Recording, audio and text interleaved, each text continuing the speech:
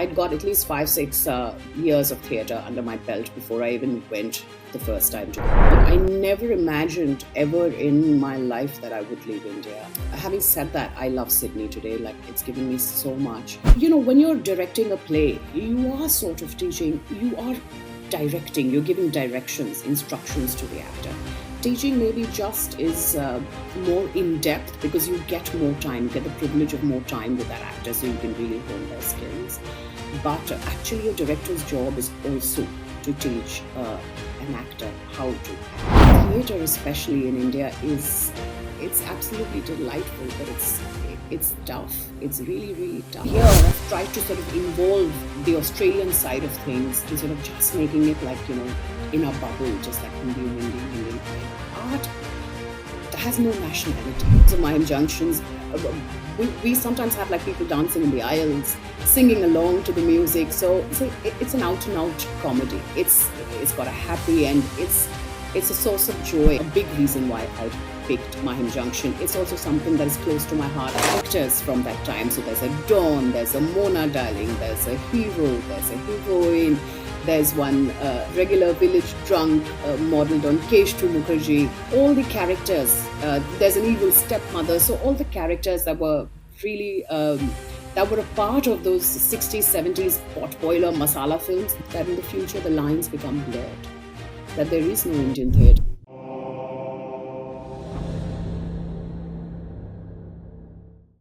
Joining me today is Jyotsna Sharma, a talented artist and creative visionary who is bringing a theatre production to Sydney, Australia. Jyotsna has an impressive background in theatre and prominent stage productions. Most recently, Jyotsna has poured her expertise in bringing a production that she had previously starred in.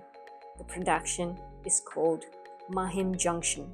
Mahim Junction is a retro theatre production that pays homage to the golden age of Indian cinema.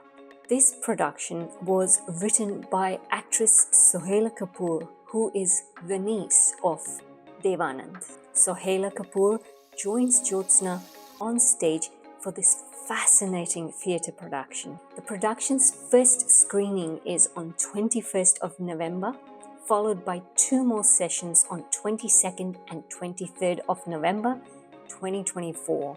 It is being released at the NIDA in Kensington, Sydney. If you haven't already, be sure to book your tickets.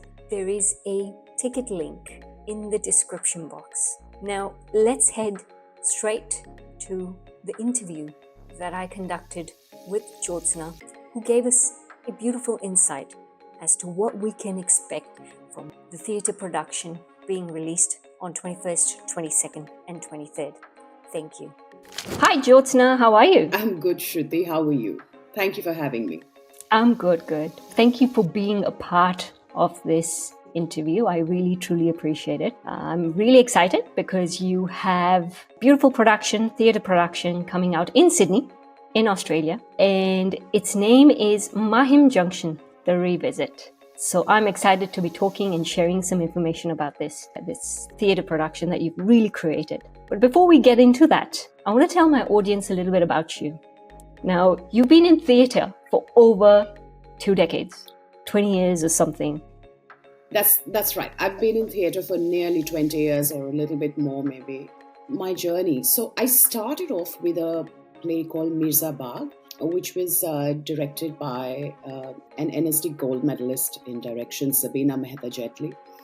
And it was by, the oldest theatre group, one of the oldest theatre groups in India called Yatrik. So I had always been very keen on theatre. It was something that I spoke about often in school and in college, that I want to do theatre, I want to be an actor. It was always, from the time I was a baby, it was always a thing. I was always imitating Shri Devi and Madhuri Dixit. And I was also that shameless kid who was told to read a poem. I would read a poem. If I was told to dance, family and friends over, I would do it. I had I had no, I would do it with abandon. I never had any reservations. So I was always a performer, a nautanki. Yeah, it came naturally to me. And this particular play called Mirzabag, it was my first play. And theatre acting is really tough. And I remember clearly that I didn't know, how to stand on stage. I could barely read the script because it was in Devanagari. We didn't do a lot of reading in Devanagari at that time. And there was some Urdu, there were nuktas, and I think I read it pretty badly in my audition. But I could sing, and the role was that of a singer. And there were a couple of other people who'd come to audition for the same role. They were definitely better actors than me, but I was a better singer, so I got the role. And then I learned everything in that play. Okay, and from there you've also done voiceovers in HBO productions and... Yes. So, there's this recording studio. It's very famous in India. It's called Prime Focus. They have like branches everywhere. So I used to do, this particular studio was in Film City in Noida, where we used to do lots of voice work. There was dubbing, there was voiceovers for all types of channels, NDTV, Fox Prime, HBO, History Channel, Geography, National Geographic. And it was also a great place to sort of brush up on your Hindi skills, because a lot of the dubbing work, which is actually extremely challenging, and that's where you really learn the whole concept of voice, really. So a lot of it was really pure Hindi, and we used to be sweating by the end of it, like 5-6 hour sessions, and we had to sort of match the lip sync of the actors. And while traditionally dubbing isn't looked at as the best way to watch a film, like a dubbed film. It's not looked at as some fantastic thing and made fun of often, but actually it's really, really hard. And you learn all the tricks of the trade there. So yes, voice was also a big part of what I did in India. And however, that only happened, at least 5 or 7 years after I had done theatre, because theatre is where you learn, dialogue delivery, how to use your voice, variation, because dubbing and voiceovers is so hard. They won't even entertain you if you don't have experience in theatre. They won't give you a first chance. So it's very likely they'll tell you, go and do some theatre first and then come and do voice work. So that was that. It was a lot of fun. I enjoyed it absolutely. And we used to laugh at all the words, and we were doing, we used to dub these reality shows being shot in Australia and US, and of course a lot of documentaries, and it used to be a lot of fun. I learned a lot. It was a great part of my journey. So you didn't do it concurrently. It was acting in theatre first, then voiceover. Yes, at least I'd got at least 5-6 years of theatre under my belt before I even went the first time to the recording studio. That was mandatory. So what brought you to Sydney from India? I mean, you had something there, you were set, you had a wonderful theatre career, you had a brilliant voiceover career, and then you're in Sydney all of a sudden. Well, actually, I didn't see it coming. I never imagined ever in my life that I would leave India. Having said that, I love Sydney today. Like, it's given me so much, and I love where I am. But I can't say that I was really excited or enthusiastic about coming here. I came here because I was married to someone who was a marine engineer and a naval architect, and he got his permanent residency. And so I was married to him at that time, and I came here because of him. Right, and then you opened or launched Crescendo. Tell us a little bit about that venture. So when I came here, I discovered that there's a lot of people on stage and they don't really know what they're doing. And I mean this respectfully, at the risk of getting brickbats. But there was a lot of people I saw on stage who didn't, really know what they were up to, and they didn't know the basics. And oftentimes, I don't blame the actors for that. I do think that directors sometimes they tend to give up on their actors. They just take the easy way out and sort of let it go, and they don't really work on really cleaning up the actor, which is why Crescendo for me started off as a training academy for actors. That is what the purpose of Crescendo was. Okay, and when you opened it, what was the reception to it? So I actually, I directed my first play here called Guards of the Taj. It was received really well. There is this gentleman, you probably know him, Abhijit Sarkar. He runs a music academy called Natraj. And he's been tremendous support to me, honestly, in my journey here. I really owe a lot to him. And he saw my play, he really liked what I did, and he offered up his place for me to run my classes. So that's how I started. The response was very slow to begin with, but it caught on really quickly. So we started off with like 5 students, and then and now we're like, I also had like a children's batch, but now we're definitely up to 15 students every year. So every year we do like an annual production in November, which is what Mahim Junction is. And then we have like new enrollments every year. I have a lot of old students also, some of whom have been with me from the first 5, and they're there year after year working hard on their skill, and you can see it in their performance. I mean, they're quite a few of them are accomplished actors, which makes me so happy. I was also teaching drama back in India as well, so I had a lot of background teaching. Again, that happened after I'd done like good 5-7 years of theatre. That's when I started teaching drama to adults and children. So it's something that I've always enjoyed. And also when you're teaching drama, you also learn a lot yourself. There's a lot that my students teach me. So it kind of hones your skill as an actor too, and as a director, of course. So it's actually a learning journey for both parties. It must be challenging as well, because you want your actors to improve and you too want to see them grow. So teaching and actually doing it yourself become 2 different things, really, don't they? Yes, I'm very, very invested in all of my students. They know that, like they all know that, which is why a lot of them keep coming back. So I take their progress and their growth very personally. I'm always pushing them to go for auditions outside the community theatre. And it makes me very happy to see them do other work, for other directors to approach them for roles. It fills me with a lot of joy. About the separation, when you're directing a play, you are sort of teaching, you are directing, you're giving directions, instructions to the actor. Teaching maybe just is more in-depth because you get more time, you get the privilege of more time with that actor, so you can really hone their skills. But actually a director's job is also to teach an actor how to act, even though we see a lot of directors sort of not doing that here. But that is definitely a director's job. I was so raw in my own first play, and a lot of what I learned was because of my first director. And with directors that I worked with consequently, one of them is Sohaila Kapoor, who's written this play. I worked with her extensively, and as her actor, I learned a lot from her, as I have from all the directors that I worked with back in India. So you've had a number of Bollywood actors, I say, or even theatre artists who have come to Sydney because you've been working with them in India for quite a while. Tell me about your experience. And you've also mentioned Sohaila Kapoor, as well as, I think, Mita Vashist also was here. Mita Vashist wasn't here. I have worked with her though. So I've only got Shruti Sharma, and now I'm getting Sohaila Kapoor. Great. And she is coming here for Mahim Junction. She's coming here for Mahim Junction. The play opens with her. She's the opening act.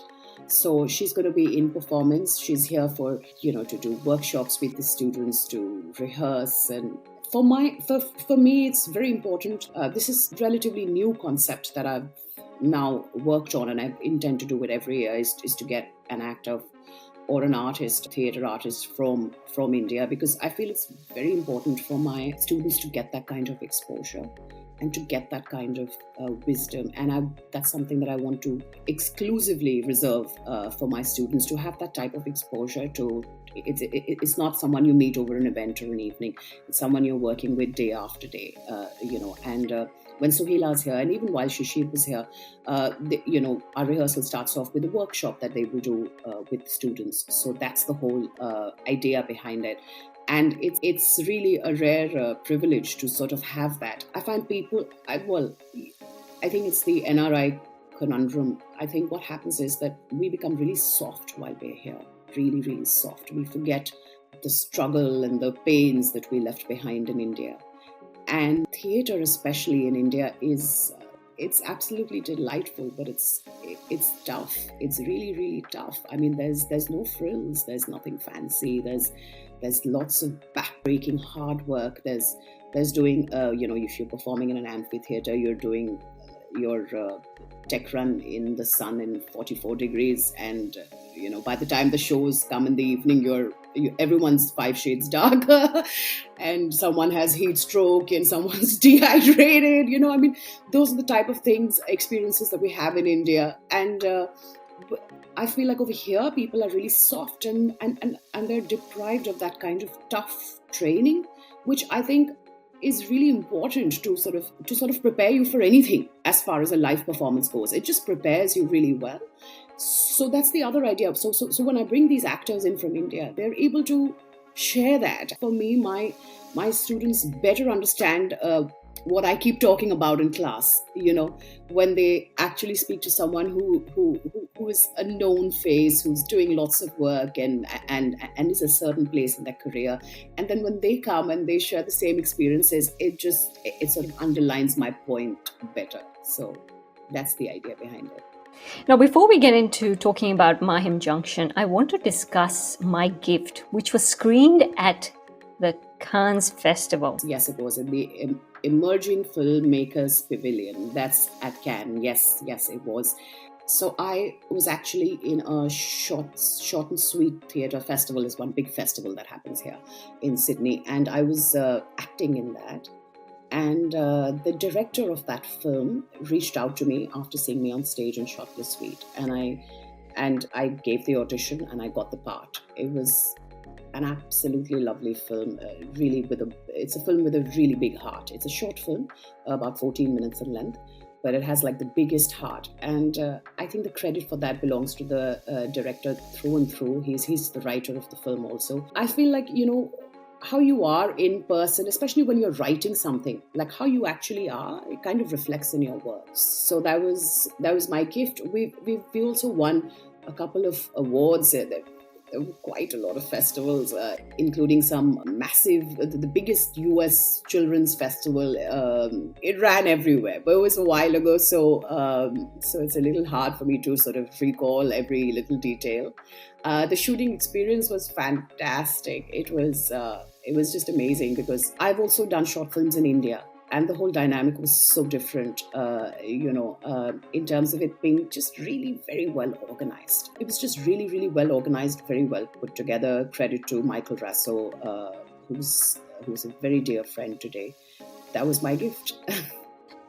So tell me something. Short films aren't, I suppose, unless they're heard of in the Cannes Festival or in other festivals, they aren't very heavily promoted. And some are fantastic short films that need to be out there. Why is that the case? I always think about that. With theatre, you get returns, or at least you're able to, by returns, actually I should cancel the word returns, you're able to break even because you have ticket sales. So you're able to recover all your costs. But with short films, it's very hard to make any money off them. And promotion involves lots of money. So unless you have these Royal Stag, these large short films, which are the most popular ones, and they sort of they're very good also, and they end up getting a lot of views on YouTube, etc.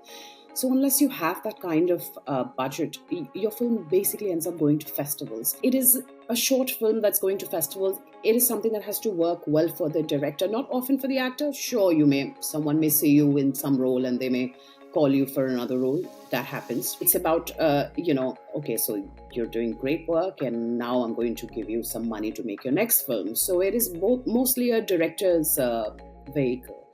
And my director, in fact, the one who directed My Gift, he actually, I keep pushing him to put it on YouTube, but he still hasn't done that. His last film, I think, was called Solitude. The one before My Gift also went to Cannes, but he's not keen on that. He's afraid of plagiarism and people taking out his music or his scenes and things like that. That's the sort of thing that is a concern for him. So yeah, I mean, it's just promotions just means money, and by the time a director has made a short film, he's broke. By the time it's all over. Especially a film like My Gift, because it was you have the Mia the Australian Artists Association.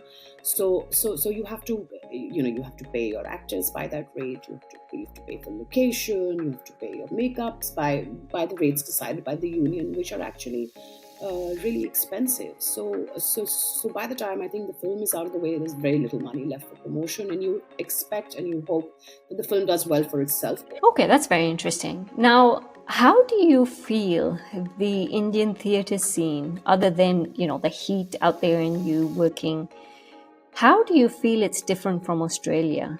Other than, let's look at it from a technical perspective, but also a ticket sales perspective. Shruti, imagine if you're in India and there's an Australian theatre group. It's the same.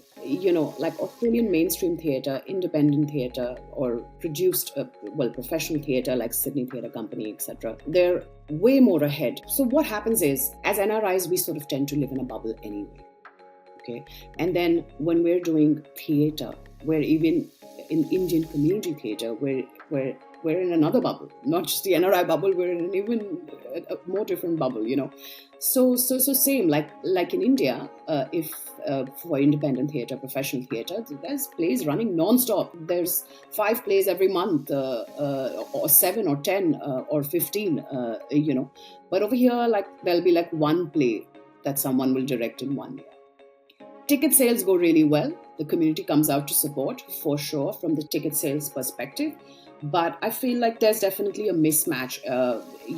What happens here often is people tend to do rehearsals from weekend to weekend. So as a result, you're rehearsing 1 play for 9 months. That whole concept is completely ridiculous, because ideally your play should stand and should be ready to perform in 2 months at the most. And people are working, they don't want to put the effort of coming to rehearsal after work, they'll only come on the weekends, etc. So that really stands in the way of good theatre as far as the community is concerned. Whereas if I'm rehearsing for an Aussie play with an Aussie director, the play is ready in a month and a half. It's not, because we're rehearsing during the week. It's not just a weekend thing, and it's the same in India. So that's the other thing about hard work. So when I used to be in India, people used to come, reach rehearsal at 9 p.m. You know how working hours are in India. They used to loosen their tie, take off their jacket, put down their briefcase and get ready to rehearse. Over here, we've become really soft. It's all about convenience, all about comfort, and Crescendo theatre productions follow a certain model. It is like a July to November term. So you learn all the basics. You learn how to act. You learn methods like Stanislavski or Bertolt Brecht. These are all our theatre greats, or Stella Adler, whatever. You learn on all these methods, and then you have a annual production. But if I am doing a play, like for example, Guards of the Taj, it was, when I did it, I rehearsed it in 2 months. Then I did Ouch, I rehearsed that again in 2 months. And I have been really busy in the past 2 years. Have been a little off, all over the place for me. But like in 2025, I plan to do at least 3 plays, not just the Crescendo, apart from the Crescendo production, of course. And when you go with a goal like that, you don't have the time of 9 months rehearsing for a play. You are going to be doing a play in every 2-3 months. The Indian theatre here can also pick up if they just do more stuff. And what I always try and do, even with Crescendo and with my productions, I try and find how can I bring India and Australia together. That is always my priority. Like, what can I do to make it a collaboration? Because I don't want to be stuck in this community theatre rut. Crescendo is an academy. I've had a Spanish student. I've had a Chinese student. While because of social media and because of your friend list, it's very easy to quickly get Indian students. And this year we only have Indian students.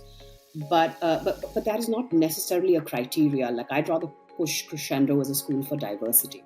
Not just Indian, but all diversity, Chinese, Korean, whatever there is. So that is basically the difference between Indian theatre and Australian theatre. It's whatever you may assign to it to an Aussie theatre group doing small plays in India. I mean, we need to pick up the pace, and it's nice if we can combine elements of Australian theatre. So for example, this is the first time I'm doing a full-length production for Crescendo. Otherwise, I do like short plays. So all my plays have Australian writers. They're all beautiful Aussie contemporary modern writers. The only thing that I do is I authenticate the script. I make it authentic. So, for example, there'll be no Tom and Martha. There'll be Gagan and whatever, and the play will be set in Delhi instead of whatever. But if I have a Chinese student, which I've had in a show, then the play will be set accordingly. So I make it authentic. But they're such crisp, beautiful scripts that actually I don't even have to touch them. We have some brilliant Australian writers, and even in this production, even though it's an start to end very Indian show set in Bombay, it's a vintage production, but my lighting designer is someone called Mehran Mortizai. He's, I think, arguably one of the best lighting designers in Sydney. Well, so he's on board with us. We also have Ruth Fingridge, who's a beautiful Australian playwright director. She's designing our set. She does these fantastic set pieces in her own productions. She has this very minimal approach, which I always like. So she's doing my set. So even here, I've tried to sort of involve the Australian side of things instead of just making it like, in a bubble, just like Indian. Art has no nationality. We have to spread out, and especially when we find ourselves in another country. The idea is for us to open as much as we can and mix it up and represent the gorgeous, diverse country that we actually live in. I mean, Australia stands for diversity today, so I think that should reflect in our work. So tell me about this new production that you're doing in, I think it's 21st, 22nd, 23rd of November. That's right. It's releasing in the NIDA, which is based in Kensington, Sydney. So National Institute of Dramatic Arts. Now tell me a little bit about Mahim Junction, The Revisit. What's with the 60s and 70s Bollywood theme in it? So the writer is Sohaila Kapoor. And this is a time period that she associates with. So she's the one who wrote the script. And she is actually Devanand's niece. He's her mama. So she actually had a lot of stories up her sleeve and she decided to write a play about it. It opened at the Edinburgh Fringe Festival and it's done countless shows all over the world. I played the heroine once upon a time in that play. I was much younger. And I think we performed everywhere that you can imagine. In Asia, we did shows in Muscat, in Kuala Lumpur, we did Dubai, Abu Dhabi, we did London, Manchester, Birmingham, we did Toronto, Vancouver. So I pitched this script because I already know it's a winner, and it does really well because it has music that we all remember and we all identify with. So when we used to do shows of Mahim Junctions, we sometimes had like people dancing in the aisles, singing along to the music. So it's an out-and-out comedy. It's got a happy end. It's a source of joy. I pitched this script. I think it wasn't a very conscious. When I look back, I think I picked the script because sometimes when you're seeing sort of difficult times in your own life, I think I wanted to pick a play that was really happy. Which is a contrast from my own life. I know that's definitely a big reason why I picked Mahim Junction. It's also something that is close to my heart because we traveled so much with it, and we were a crew of 20, 24 people, and we used to have so much fun. So a little bit of nostalgia and a little bit of just wanting to do something light and happy, which is why I picked this play. No, I was going to ask you about the story and whether the songs have changed from the yesteryears. The songs are exactly the same. We have live singers who will be singing there. So definitely they're very talented singers, Vikas Kohler and Shirley D'Souza.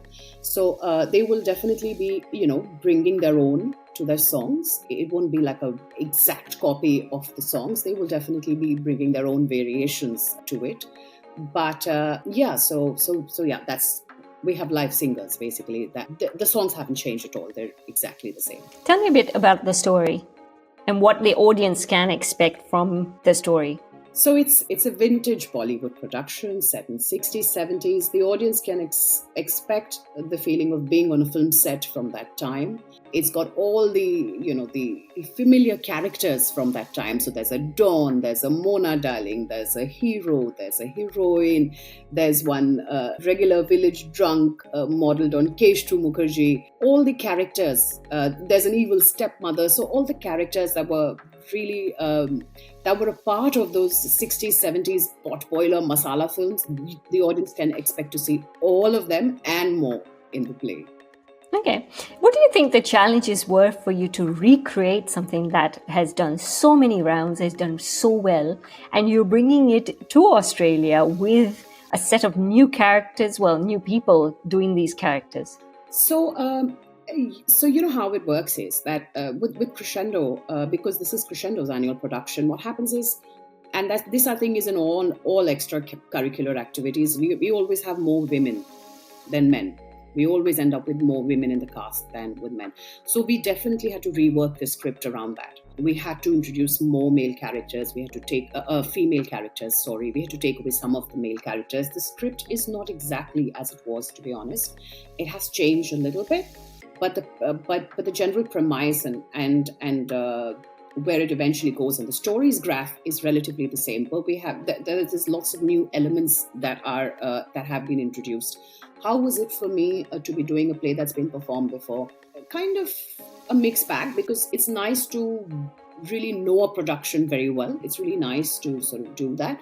But there's also the challenge of you wanting to give it your own. So you have like an idea of the way we used to do the scene, but you want to bring your own as a director. So how you're going to change around that, and what variations will you add, and what more can you give the scene is the challenge for me. And it's been an absolutely fun ride. I mean, it's a kind of a play that evokes a lot of laughter in rehearsal. Everyone's happy.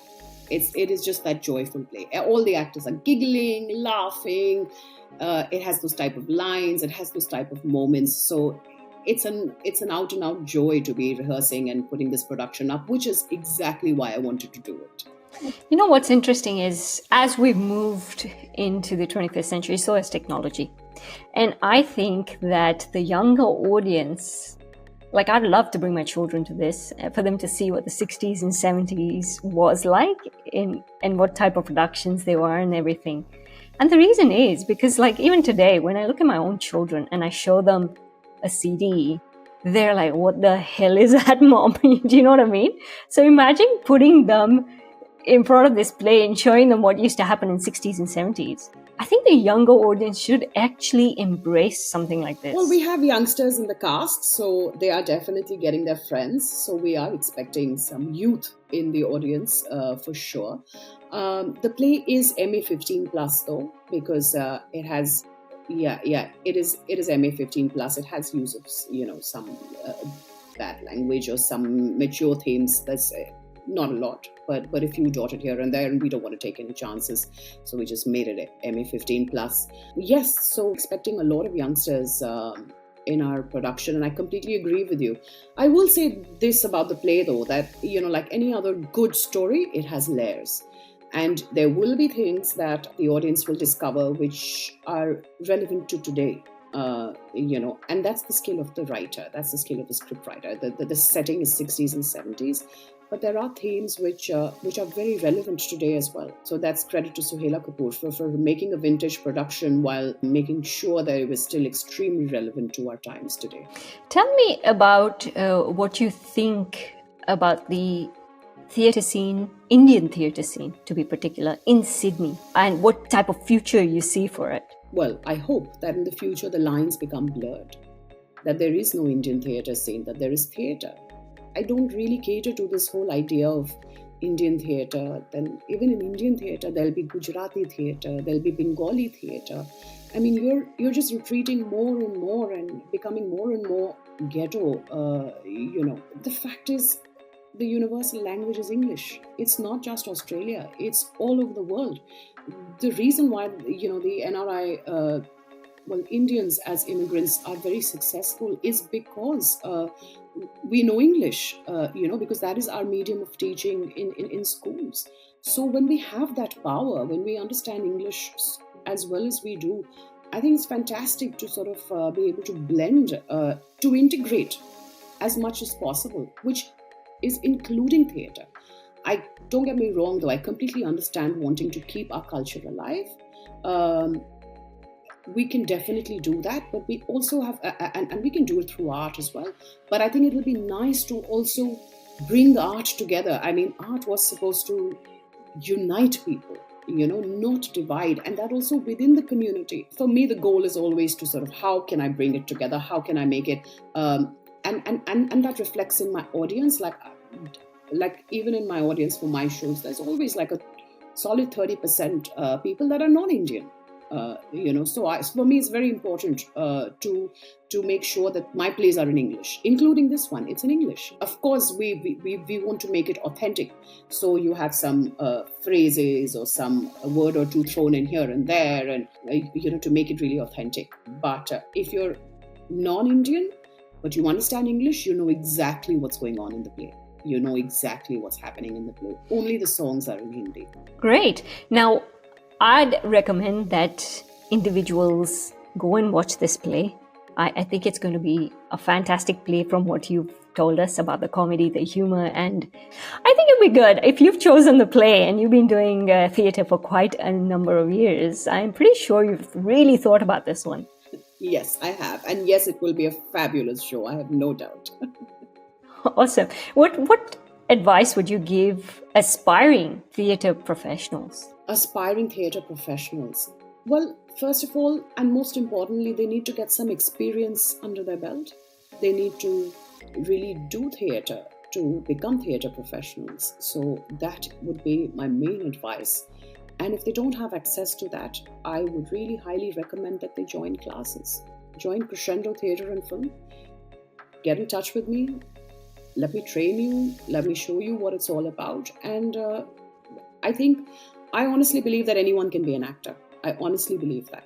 Anyone can be an actor. So there are two types of actors. One who learn on the job. I'm one of them. I learned everything that I did while I was just doing play after play or short film or whatever. Even though I did briefly do a short training with Barry John. I did a very short, 3 months. So I had that, plus I did theatre. So you need to, and there's enough directors who want to work with first-time actors. There's enough directors who will. So I would recommend that if you're really serious about theatre, go out there and get some work under your belt. Also be aware that there's really not a lot of money to be made in theatre.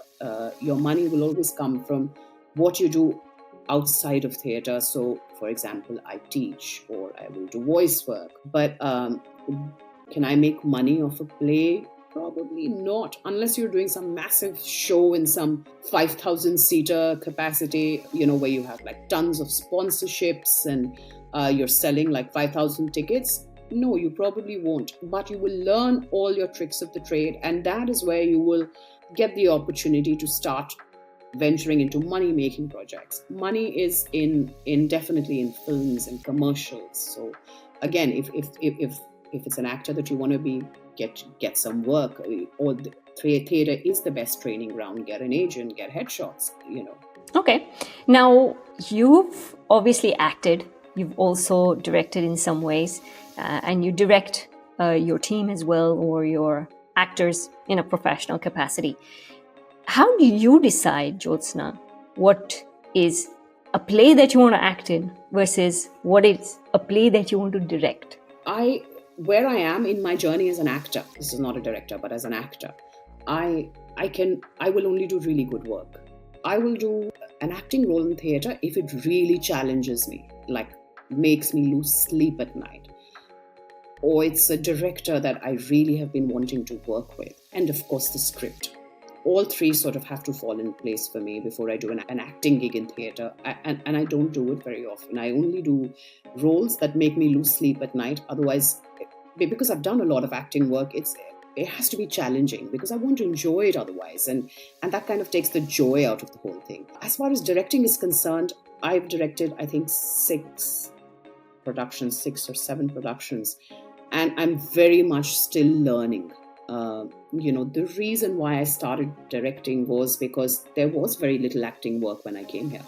And then I saw actors who didn't know what they were doing on stage. And so I thought that, listen, I must quickly pick up teaching again. That was the reason behind it. And directing, because the idea was to sort of create your own work. I feel like I'm a decent director, but like there's a lot that I need to learn still. It's a long journey, and you grow from strength to strength with every production. I've learned a lot, definitely. I mean, like I can see my own growth as a director with every play. Even with this one, like I know that there are things that I wouldn't have thought of 2 years ago, which I am thinking of now. So that's always very, very creatively satisfying. So that's my actor and director thing. So as far as direction is concerned, it has to be a script that I'm enjoying reading. Number one, like I'm a reader. I love to read. I read a lot from the time I was a kid. So if I'm bored while I'm reading the play, I'm not doing the script. I'm not directing it. So when I pick a script, it has to be something that entertains me, that makes me want to turn the page, that makes me want to know what's happening next. That is number one for me. Script is the most important thing, because if you've got a solid script, that's like 50% of your work done, or maybe even 60%. The story is the number one thing for me always as a director. Okay, after this one, you're probably already thinking about your next one. And you have said that you're going to have probably 3 coming up in 2025. Fingers crossed. What magic can we see from you, Jyotsna, in Sydney, Australia next year? It's, okay, so I'll tell you what's going on. Definitely, I'm going to I'm going to be working on my business for sure, Crescendo. So I want to introduce other classes, not just acting. I definitely want to introduce classes in direction. I want to introduce classes in lighting, in production, and I have access to very talented people, Australian people who've worked here for years, for them to do workshops. So I don't want it to just be an acting academy. I want it to be a theatre academy. So that is definitely happening in 2025, is introduction of more courses, even for acting, like shorter workshops or long-term courses, etc. So that is, I want to revamp my business. That is definitely in 2025. I can't say anything about the plays that I will be directing yet, but I can promise this, that they're all going to be really fantastic scripts. I will only be taking really, really good scripts, and I'm going through quite a few. So I'm excited about 2025. I can't wait to see what the year has in store for me.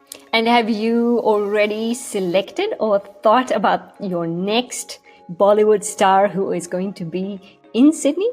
Yes, I have. I've also selected scripts for my plays that I want to do in 2025. And yes, I do have another actor who will be coming down. Again, it's too soon to say, but I will say this, that they have a solid theatre background and they're very, very well-known actors. They've done a lot of film work. But he also has a solid theatre background. So it'll be great for my students. I'm so looking forward to 2025 and what you have to bring to the Sydney theatre scene. I didn't know Crescendo existed. I didn't even know theatre, and at this moment I call it Indian theatre, even though we want to blur those lines, existed in Sydney, Australia.